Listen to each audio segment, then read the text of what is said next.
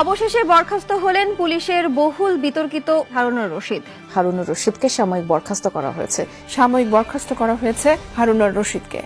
ব্যক্তির দায় পুলিশ নেবে না বলে জানিয়েছেন এক কর্মকর্তা। বরখাস্ত হলেন হারুনুর রশিদ। সন্ধ্যায় এই নিয়ে প্রজ্ঞাপন জারি করেছে স্বরাষ্ট্র মন্ত্রণালয়। ডিবির একজন কর্মকর্তা যিনি এই হত্যা মামলার তদন্ত কমিটির একজন সদস্য ছিলেন, যিনি ভারত এবং নেপালে গিয়েছিলেন। কেন তিনি ফেসে যাচ্ছেন এবং আওয়ামী লীগের নেতারা কিভাবে ফেসে যাচ্ছেন সেই আলোচনায় আসবো। হারুনুর রশিদকে সাময়িকভাবে বরখাস্ত করা হয়েছে। তারপর আপনাদের কাছে বলে যাই, আমি সবসময় আপনাদের প্রতি দোয়া রইল, আপনারা ভালো থাকবেন। মাত্র একটি কাজ করলেই বাংলাদেশের মানুষের মুক্তি সম্ভব, বাংলাদেশের মানুষের বিজয় সম্ভব, বাংলাদেশের মানুষের সকল সমস্যার সমাধান সম্ভব।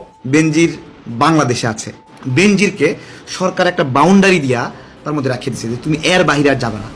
অলরেডি অনেকদিন আগে থেকে বেনজির একটা বাউন্ডারির মধ্যে আটকা, যে তুমি এর বাহিরে যেতে পারবে না।